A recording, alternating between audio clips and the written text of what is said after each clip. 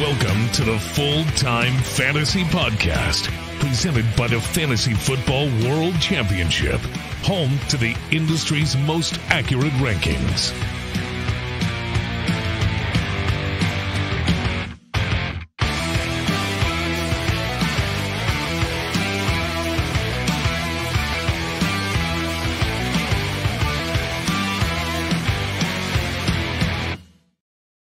What is up, everybody? Welcome to the Full-Time Fantasy Football Podcast. I am your host, Adam Krautwurst, and with me is Shawn Childs. Looks like he's live from the pool at Stadium Swim, still in Vegas, a week and a half later. Are you still there, Shawn? You get a nice little suntan or what? The best part of the Stadium Swim right now is the music isn't slamming hot. And that place was so loud. It was insane. It was a cool place, but for hanging around there for hours and hours, it's just a lot of heavy music and stuff like that. But I am home, so I just took a snapshot. I thought it would be cool to have a picture for a background. So there you go. Yeah, no, it was an incredible time. Vegas was awesome. Hanging out with everybody out there, going to Top Golf, going to Circa. Circa was incredible. I got to draft at Top Golf. I hung out in some of the suites at Circa, Stadium Swim. The Thursday night party was absurd. The food, the drinks, the game was okay, but the atmosphere, the location, you couldn't ask for a better spot. So I'm getting ready to book my flight for next year. Had the whole crew out there, and it was a lot of fun. But listen, crazy week one, super low scoring, some significant injuries. But hey, listen, week one's done. We've already started. Week two, Thursday night happened last night. We are recording today on Friday, so. Let's dive into it, Shawn. The Bengals last week put up a huge dud. Joe Burrow gets benched, 80-something passing yards, a complete mess. Week two, can the Bengals break through against the Ravens? It's interesting. I just was doing the DFS thing for Jamar Chase, and last year they faced Baltimore 3 times, and Burrow really put in 3 clunkers, didn't really do much. It really probably could have been a sit in most leagues. He did get 2 touchdowns at once. His combined yards were, I think under 240 in all 3 of them. But Baltimore comes into this game. Their best cornerback is out. They lost a starting safety. They look like they can give up some yards to wide receivers. So it should be a good matchup for Burrow to rebound. He needs his offensive line to play a little better, and looks like the left tackle has a chance for him not to play, which is probably a win for Baltimore. So, I mean, you have Burrow, you drafted him for a reason. You're going to kind of wheel him out there. But Chase in general in that matchup last year, he still was pretty active. He had 37 targets in 3 games. He had like 7 or 8 catches, 80, 90 yards, and 2 of them with a touchdown. So I think he's pretty safe. But Burrow, needs to rebound, and, they need to get T. Higgins to stop getting these empty scores. It really crushes fantasy teams. Yeah, it's the worst, man. He gets these duds all the time. And listen, you say wheel Joe Burrow out there because you drafted him. I mean, maybe I don't know if the leg had something to do with it, but the conditions weren't very good last week. Kind of a division rivalry there with Cleveland. Now we got another rival here with the Ravens. They are at home, but man, I got to tell you, if I've got like Anthony Richardson, I'm starting over Burrow this week. Tua, I'm starting over Burrow this week. So, I mean, and then obviously the big guys, the big elite guys. So Trevor Lawrence is going to be in a shootout. I want to, he's going to be fine. He's going to be fine, but maybe not this week. Like you said, the Raven divisions, they play each other tough. They are missing 2 guys. So I do have a high stakes league where I have Jamar Chase and T. Higgins and Burrow. So I'm starting Chase and Higgins. So I have to start Burrow, but I certainly wouldn't be excited to start him this week. But it's just one of those things where they might have a slow start. Yeah, I'm more of the consistency factor, something like that. I drafted Burrow. He took a bad game, so I need him to dig his way out, and I'll probably ride him into the ground. But he has enough star power at wide receiver, and he is playing at home. So I had probably my best option to as a backup was Cousins, and I didn't play Cousins over him yesterday. Not that going into last night we thought Cousins had a great matchup, but I didn't sit Cousins in many teams. There was only a couple that maybe maybe a Watson team or play Geno Smith against Detroit. But I stuck with Cousins. So, I mean, and same thing. I'm sticking with Burrow if I have him. Yeah. I mean, usually when you drafted Burrow, you probably didn't draft. Like I was drafting Richardson everywhere just because that was my guy and you were able to get him late. But a lot of times you just have Burrow and kind of no other option. Real quick, we weren't supposed to talk about Geno Smith. We didn't schedule to talk about him today, but both the Seahawks, both tackles got hurt last week. They might be in trouble this week against the Lions and Hutchinson in that pass rush. So just keep an eye on Geno Smith. I have him just out of my top 12. So that'll be interesting to see if they can get some left tackle and right tackle support there. Speaking of the last week's game that we watched together, Shawn, you were there. We watched the Chiefs and the Lions. And all I was thinking about the whole time, I kept looking back at you. You didn't see me. Looking back every time Rashee Rice had a catch, because I know you were huge on Rashee Rice and your preseason projections as being like the leading receiver there. He had a good game. Was that a fluke? What did you see? Are any Chiefs wide receivers viable this next week? Yeah, overall, I would say that the receiving options with Kelsey out of there, they were pretty frustrating all around the board. Mahomes just, spread the ball around. Everybody had a couple catches here or there. They rotated snaps. I mean, Sky Moore was on the most, but he didn't catch any passes. He had a couple chances that, Mahomes was under duress. Threw it high on one of them. It would have been a decent completion, and maybe another one, a little behind him. But Mahomes was a couple of, especially on, with Kadarius Toney, he missed him on a couple, and then not that Toney, couldn't have at least got his hands on the balls and not, one of them ended up being an interception. But I think Rice will develop. He looked like he has the size. I kind of thought when I was doing the research, he had kind of like a little bit of DeAndre Hopkins where, he'd be good around the goal line and, pretty good, movements and stuff in close. So I thought he was going to be the guy that would probably offer the most upside in scoring. I wasn't a fan of Toney because of his history with injuries. I think he's a really good player and talented. This just wasn't a trust factor. He was getting drafted higher. So I think Moore probably will come on and emerge and get his chances, and Rice will eventually get more opportunities. But for now, all of them are really tough starts for me. Yeah, all of them are tough starts, and you can kind of try to think positive about all of them, right? Like last year, going into the season, like a week before the season started, Patrick Mahomes said, "Listen, we don't have a go-to guy here. We're going to spread the ball around," and that was kind of, we hated to hear that for the people who own Juju. This year, going into the year, Patrick Mahomes was like, "Listen, I'm excited for Sky Moore. I'm excited to get on the field with him and showcase him and let everyone see what I've been seeing in practice." For whatever reason, it didn't happen.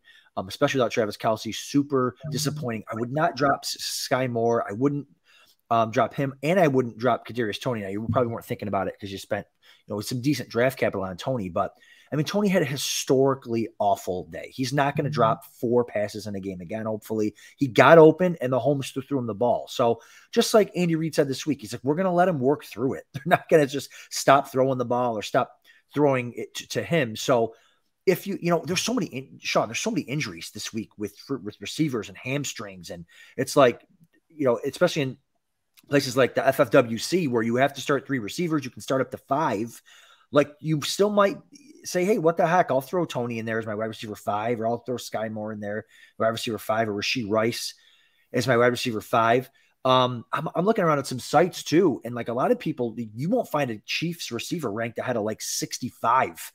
It's like one of these receivers is going to pop and finish in the top 65 receivers. Do you have, off the top of your head, do you have your Chiefs receiver rankings for this week?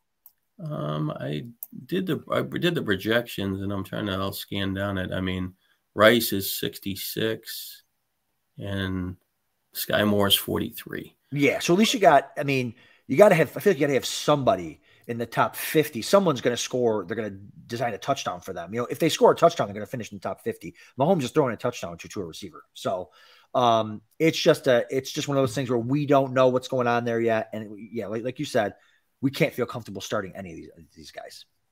Yeah, when you're looking at the FFWC and it's the 5th receiver, I mean, last week when Rice scored his 11.6, I mean, that's in a just a regular single flex. I'll take over 10 points as a safe thing. Even if I got a guy that I think has more potential, you're just trying to get through the first week and maybe win. I don't need that guy to be a 20 or 30 point player. I'll take the 11 and 11 and a half. So as the second flex in this, if you got 10 points, that's pretty good. So if Moore was 5 for 50, that's fine. Right. If one of those guys can score a touchdown, even like Rice, last week, 3 for 29, a touchdown. It doesn't seem like much, but it's very playable. So, and like you said, Mahomes is going to get a touchdown. Maybe Kelsey catches one he's supposed to play. And one of his other wide receivers, one of them is most likely going to score. Which one, we don't know. And Mahomes could very easily throw 3 touchdowns in this game. So, it's just timing and I bet you in the DFS market this week that you like you said, nobody will play any Chiefs, but the Chiefs receivers might be the good fill-ins back, really late because they're all their salaries are really low. Yeah, yeah, and the and the other interesting thing too is about playing those 11 points. You got the free look last week. This week you don't get the free look, but FFWC is all play the first two weeks. And then I think again, week 12 or something like that. So you'll take 11 points in an all play just to try to get you just have to finish in the top 6. So the top 6 get a win, the bottom 6 get a loss. So throw that 11 points in there. And I think you'll be okay. Speaking of okay, but not okay, Garret Wilson in Dallas this week. I mean, he's another guy, man. We're not here to talk about J.K. Dobbins today, but I got crushed on Dobbins. That pick was about to explode. That 5th round draft capital for a guy that was getting catches. He was about to score 3 touchdowns that game. Is just disgusting, heartbreak. But Garret Wilson's like number 2 on this list of losing. The whole thing about him being a first round pick, 1-2 turn was him having Aaron Rodgers there, and losing Rodgers for the season is terrible. Wilson's top 5 upside is gone. We're just hoping now that he can finish as a wide receiver 1, maybe, or a high-end wide receiver 2. The question is, this week in Dallas, are we sitting him against that insane Dallas defense after watching what they did to Daniel Jones and the Giants last week? Now we've got Zach Milf Hunter Wilson out there, who's not even near as good as Daniel Jones is. What are we doing with Garret Wilson, Shawn? Well, I mean, he played pretty well last year, and he didn't have Aaron Rodgers, right? So I would think naturally with Zach Wilson having Aaron Rodgers, even just in over the summer, helping him in decision making and thought process out of the pocket and stuff like that, I think that they'll probably pass the ball, decently in some games. This matchup isn't ideal in Dallas. I mean, especially when Diggs most likely will see a decent share of Wilson. So I have him. I know he's rated. When I did the first set of projections, I gave too many touchdowns to Zach Wilson by mistake. Really, I mean, I think the Jets would most likely only get 1 passing touchdown, and then maybe they score on the ground. And Dallas will, they're not going to dominate like they did last week because that doesn't really happen back to back. But I think he's a tough start, but I still think he could probably be, at that range of 5 for 50. And it depends on each team structure. So I'm not saying for sure I would bench him. I told you off air I played Swift over him, but I have a couple other players that I can still decide to put him back in. One of them is like Michael Thomas at Carolina. He was 5 for 61 first week. And maybe one other, maybe a running back like Javonte Williams or something. He's my 3rd back. So, it's each team's individual, but Wilson, I definitely think he's going to be closer to, a wide receiver 3 this week as far as fantasy points. And he's kind of a fade, especially if you got a, tough matchup, but we're early in the year. So you don't know, you don't want to give away points, Yeah.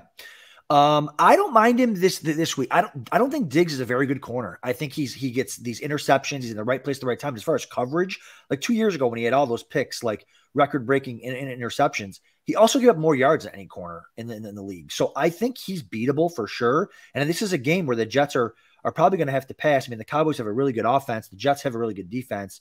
But they'll probably may have to play a little catch up in this game. So again, I don't like Wilson like full season or anything like that as far as like where he was going, but I think you're definitely starting him, and he should probably finish as a wide receiver 2 if Zach Wilson can just do something. I mean, Wilson was a wide receiver 2 last year with his numbers as 1,200 yards and all that type of stuff. So if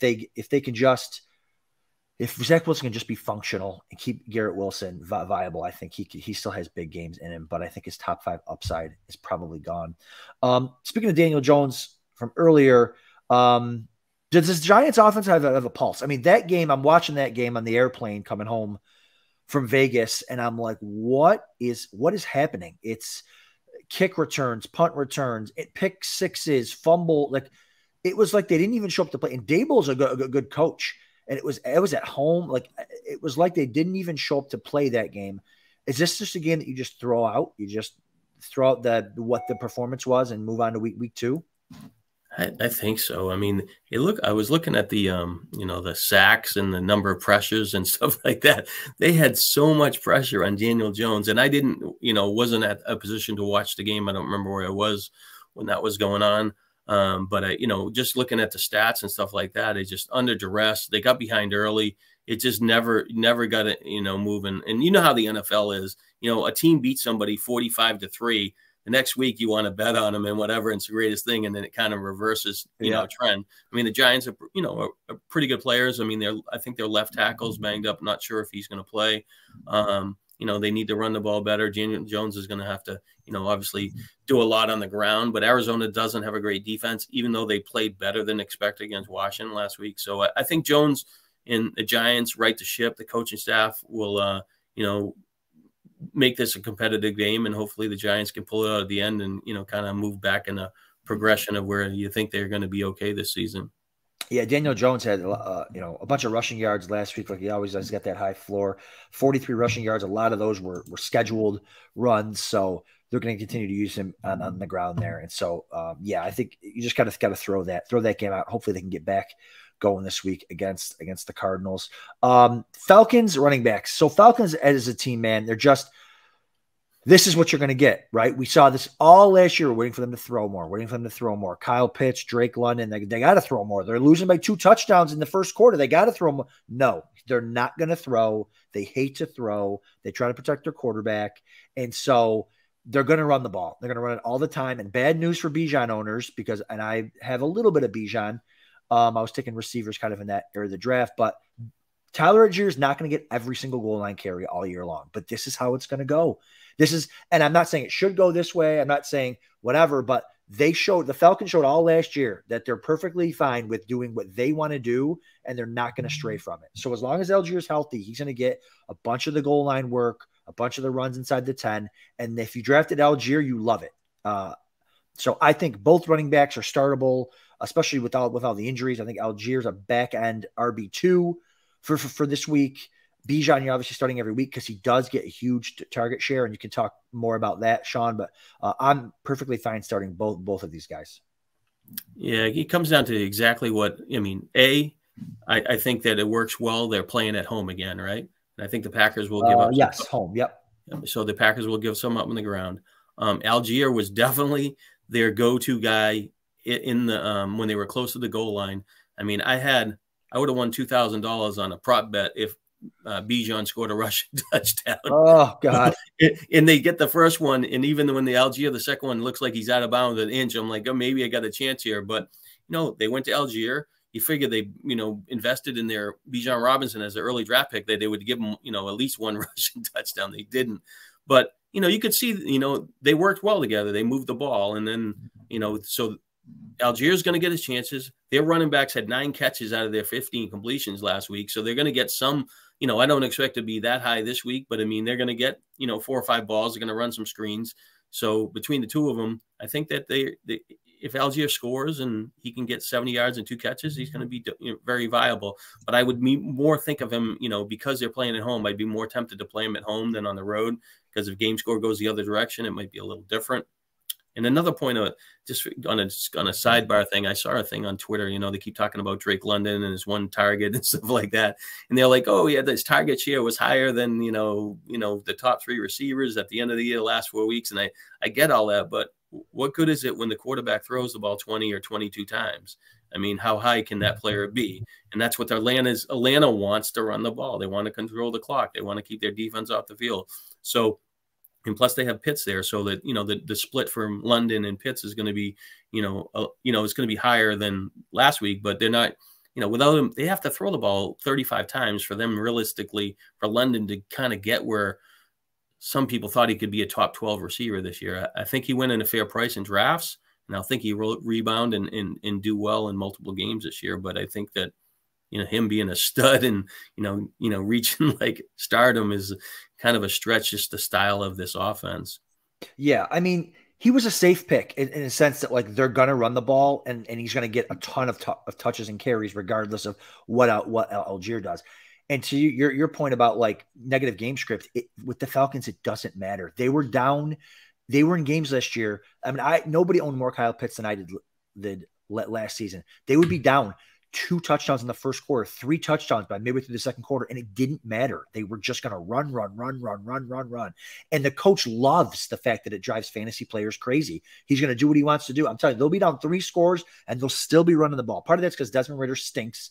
Another part of that is because the coach is a dummy. So it's like, I think the carries are there. Go trade for Tyler Algier. I don't even like, again, I'm not happy about it, but I'm telling you, this isn't going to change. He showed at the beginning of the year last year, and it didn't change all year. Go trade for Tyler Algier. Convince someone that, oh, this is a fluke and blah, blah, blah. He's going to be probably an RB. If he stays healthy, he's going to be, they're both going to be RB1 and RB2 there all season just because of the roles that they're going to have. Bijan getting 6 targets is fantastic, especially because, like you said, they only threw like 22 times or something. So to have, if they do throw 40 times, he might get 10 targets. And he looked, how about the touchdown, Shawn? I mean, he catches it, spin move, splits 2 guys. Like what? They have so much talent there. You put an average quarterback on this team and they win 12 games. Their offense is that good, but Matt Ryan's coming back. Oh God. I said an average quarterback. I didn't say, Matt Ryan. Although I'd love to see Matt Ryan in on the Jets. I'll tell you that much. Oh yeah. There you go. For Garrett Wilson's sake.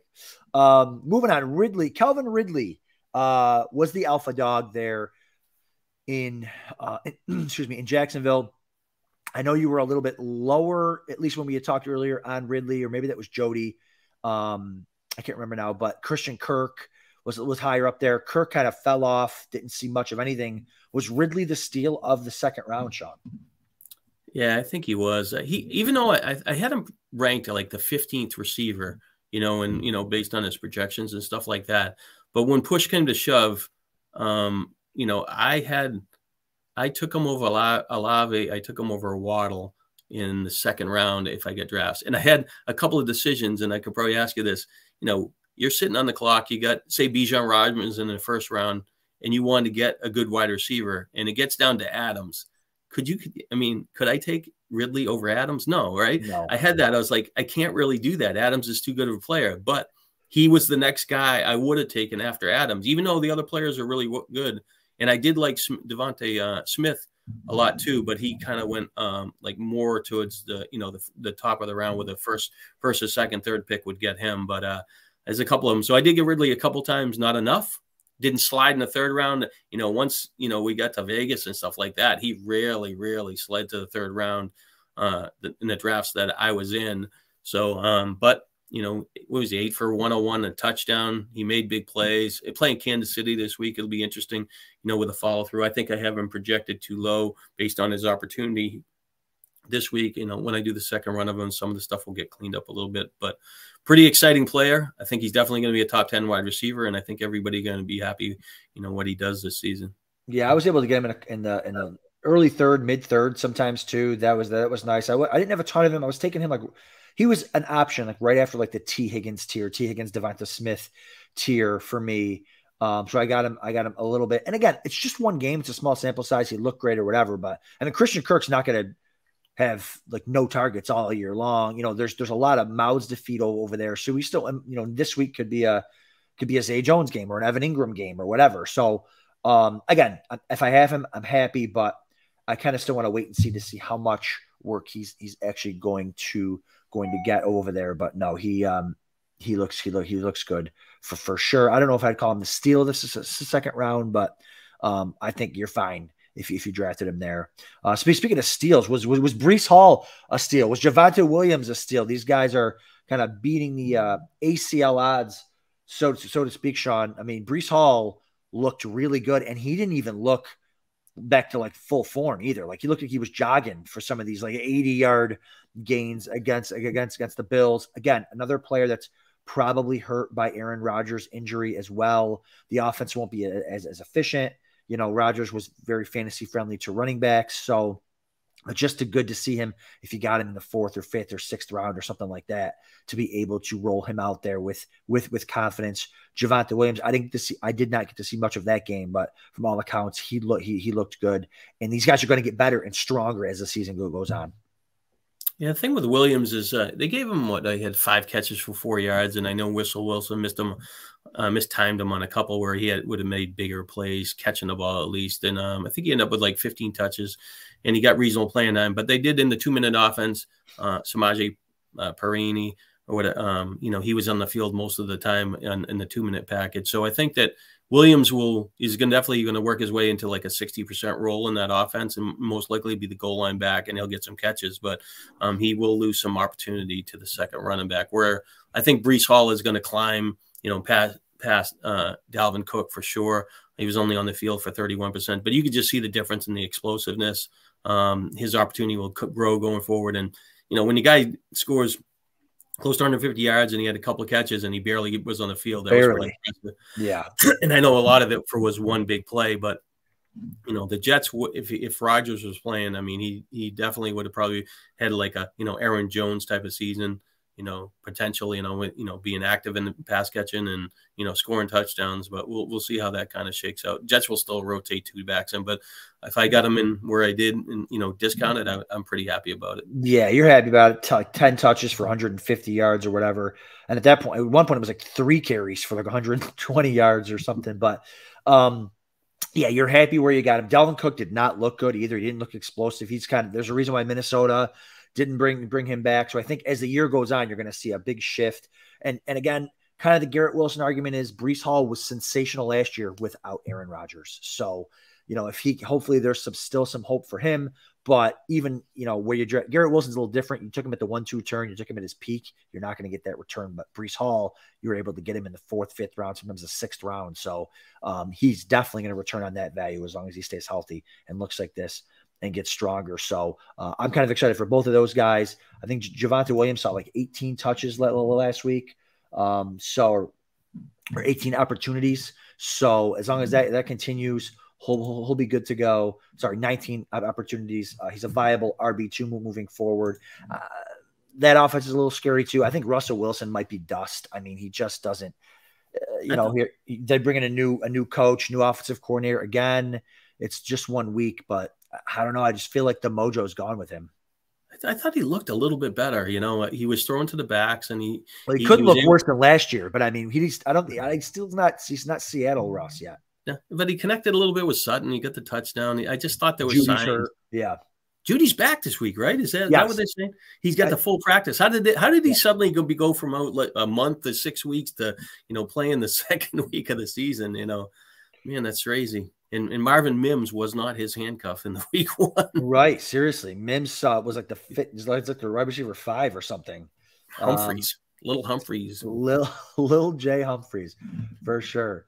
But yeah, so kind of moving on here, we've been talking about week 2 and week 1 a little bit, but moving on, just kind of some start sit stuff this week.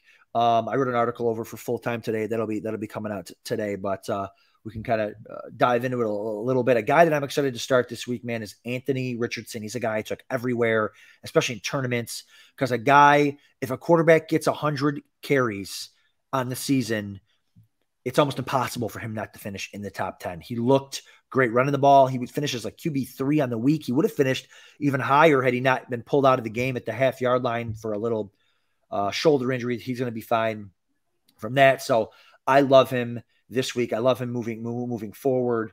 He faces off against the Texans, so that should be a game that they can keep within reach and all that. How do you feel about Richardson this week? Yeah, he came in as a 10th quarterback, 10 for 66 with a 75% chance of scoring.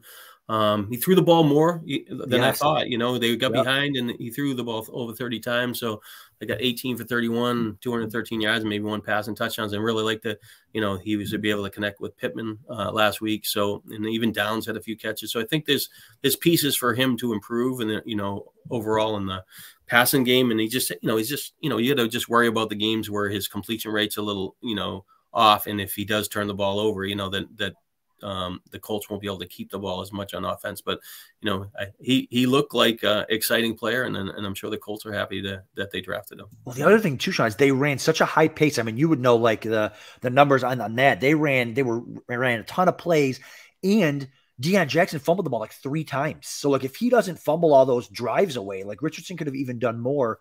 So I'm super excited about him. And the division doesn't have very good defenses. Like I just think that like if he can just stay healthy, man, I'm putting him out there every single week, I think.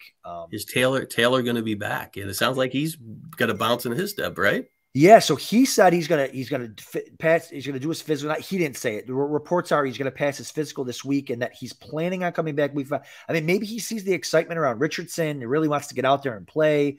That's what I'm hoping for, because I got him in like a 3K or a 5K draft. I got him in like the 8th round, and if I can get him out there week 5, I'll be loving life. So that would be cool for that's your get out of Dobbins free card. That's right. That's my get out of Dobbins free card. You're just rubbing it in, Shawn, rubbing it in. But another quarterback I'm looking to start this week is Tua. We don't have to talk too much about him. Obviously, Tua had a great week last week. They're awesome. The offense is awesome. So I really like Tua against, even though it is against New England and at New England, I think he's in the top 10 quarterbacks. Anything quick about Tua, Shawn? Tua didn't project that well for me because, I mean, I got him 20 points and, you know, 255 yards and 2 touchdowns.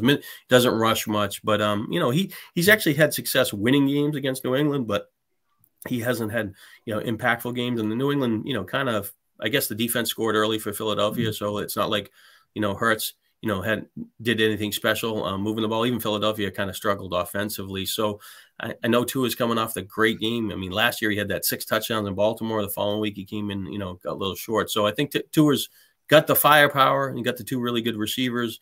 And I think he's going to be a steady option. Like you said, he's a top 10, 12 quarterback. But, you know, there's not going to be a lot of the games where he's going to pass for, you know, 400 yards and 4 touchdowns. Yeah. And again, these are start sits. Like we're not putting Jalen Hurts in the start sit, you know, because we're obviously starting the studs. These are like the quarterbacks in range 9 to 13. Like, hey, who do we like? I just think whenever Tua's been healthy, he's been good. I didn't love Tua a lot this year drafting him because I don't think he's going to last all the full year.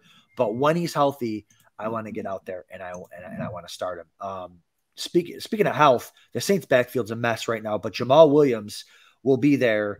And he might have the backfield to himself. The rookie might play this week, but I think that Jamal Williams against Carolina, who's terrible, they might get out a big lead against them and run for a ton of yards. I like Jamal Williams as a RB2 this week. Yeah, he's got to be a little more active in the passing game. He didn't get many chances. I mean, I was in a kind of a funny spot watching that game from a distance. Did they use the Rashid guy out of the backfield on a couple of those plays? A little bit, yeah. Right? Yeah, so he was kind of like the pass catcher and, you know, sneaky thing. But, you know, but Williams in the pass, he's got the ball. He needs to score a touchdown. He'll be better than last week for sure. In the matchups, you know, favorable. But Atlanta ran the ball really well, and they had 2 backs. Yes. You know, I can't say that, you know, the Saints are going to hit the ground, you know, have the same firepower as that, you know, this week. But I mean, he should be, you know, a steady player, and he's good around the goal line generally. Yeah. Kendra Miller should be back this week. But yeah, Jamal played the Titans last week. Have a really good run defense. He got 18 carries, had a 75% snap share. That should go down a little bit if Kendra Miller does play, but I think the matchup and the goal line work for him makes him definitely worth an RB2 spot there. Moving on to receiver, Jahan Dotson's a guy I'm really looking forward to starting this week. This is a blow up spot, I think, for him. He gets cornerback Damari Mathis, who got torched last week for 8 catches and 95 yards and 2 touchdowns in coverage. I think this is an opportunity where Terry McLaurin might face off against Patrick Surtain this week and allows Dotson, who's healthier than McLaurin, might even be just as good as him right now, to be able to blow up there. Yeah, I guess it's kind of the Jacoby Myers situation from last week, right? You know, yeah, because Myers is the one that took advantage of it, and Adams, you know, I think Surtain only gave up 2 catches for 12 yards on 5 targets or something like that. So I think that's, you know, like you said, you know, McLaurin will draw the, you know, #1 attention. Dotson, you know, scored last year, and he's a pretty good opportunity. but we definitely need the quarterback in Washington to play better than he did last week, because he was not very good. No. The quarterback play all throughout the league last week sucked. I mean, it was one of the lowest scoring weeks we've ever had. I think there was, I forgot the number. I think it was like 49 touchdowns or something. And normally there's like 60 touchdowns or 70. So over the course of the league. So it was awful quarterback play, awful offense. And even like the first quarter last night, I'm watching the game, like both offenses, turnovers over here, 3 and outs over there. Like, man, what is going on? These offenses. And then finally the game took off last night, which was good. But yeah, I like Jahan Dotson this week. A tight end I like, Sam Laporta. I like him this week too. You know, he ran 73% of routes. You know, he had 10 days off to get that rest and to get ready here.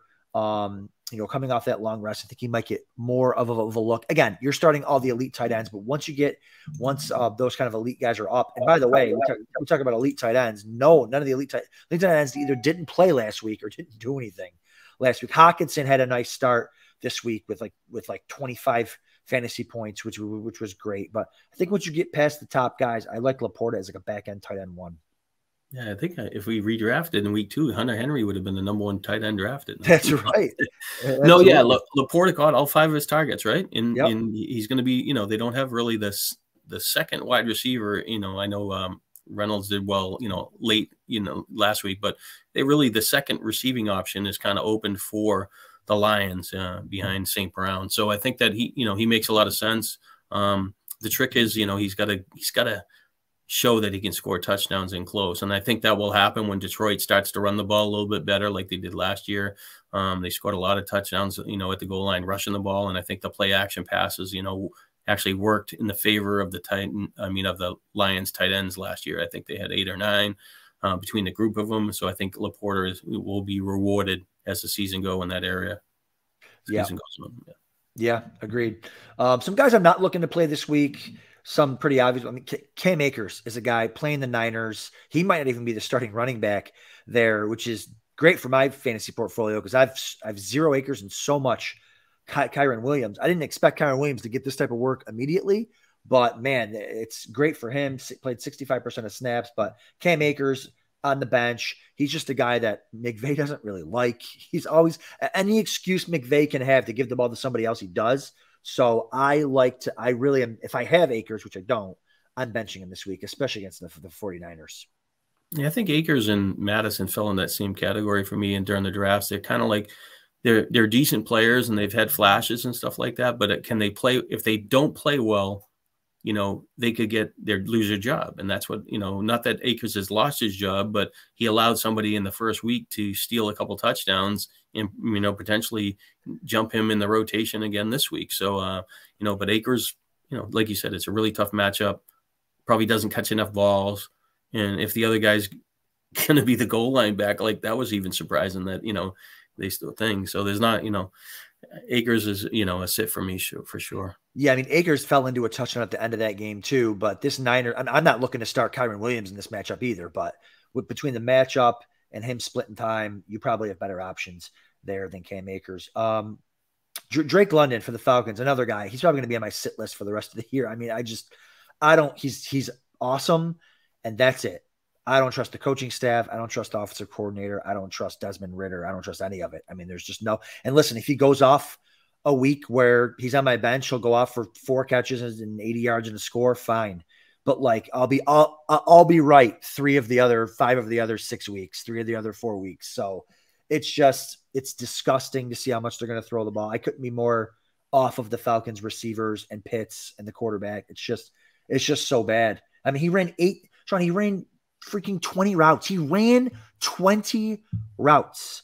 We have receivers like Puka Nacua had like 15 targets and Drake London ran 20 routes. Like, trade him, get rid of him. It's cut him for all I care. He'll get his chances. Oh. I mean, Ridder will get better, and they'll have to throw the ball at times, especially on the road. And I mean, when they play from the lead and they're playing at home against a lesser thing, the game flow is going to go to the running back position. But London will get his chances. I mean, he will draw a tougher cornerback, and if they want to shadow him, they potentially could. The Packers, and not that they're going to do it for sure, but same thing. If he's 5 for 50, that's 10 points. You know, he's going to score 1 out of 4 weeks anyways, you know, so he's going to average like 12. And the Falcons offense could in generally get better passing the ball too. So I wouldn't be jumping off the bill and benching him. I think he'll be okay this week.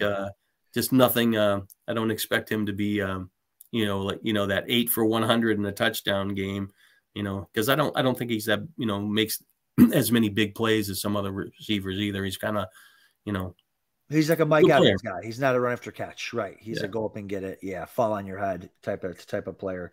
But yeah, so I mean, it's just, and the thing is, it's not like you took him in the 6th round. I mean, you took London in the FFWC, start 3 receivers. You had to take him at like the end of the 3rd, 4th round, like. And so again, I don't have a lot of London, but I'm just, for people wondering how this is going to go, week 1 is probably similar to how it's going to go. Probably not 1 target, but and the last guy I have here, Cole Kmet. Again, the Bears just don't throw the ball enough, so I'm not looking to start him in that range of tight ends. He had a decent game this last week. So he had 16% to target rate. But Fields isn't progressing as a passer, man. He's not evaluating the field very, very well. They're not throwing the ball. DJ Moore's not even getting the ball. So I don't know. Cole Kmet's a guy in that range of kind of tight ends there, where I'd be looking other places. I'd be looking at maybe even Dalton Kincaid this week, Luke Musgrave, Juwan Johnson. Like, give me all those guys over Cole Kmet. I'm not starting him.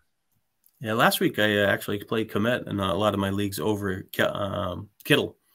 I was like, Kittle coming off of, the injury, not kind of been sure, and Kmet ended up being okay. I think that he's a number 2 option for in the passing game, and they did throw the ball 37 times last week, which is last week. I think last year that Fields didn't throw more than 25 balls in any game, or in something in that range. So for him throwing 37, he's kind of that reverse progression of, because the receivers and the Bears were the same as Atlanta. If Atlanta throws the ball 25 times a game, that's a lot, possibly, if they're losing. But, Fields runs the ball a lot. And if they're going to progress and throw the ball over 30 times, Moore and him are going to have more chances, even Mooney. So I think that it's tricky, because he doesn't have, like, you would think of as a higher ceiling. But last year's stats, over 377 pass attempts, projected over 500, would look a lot better.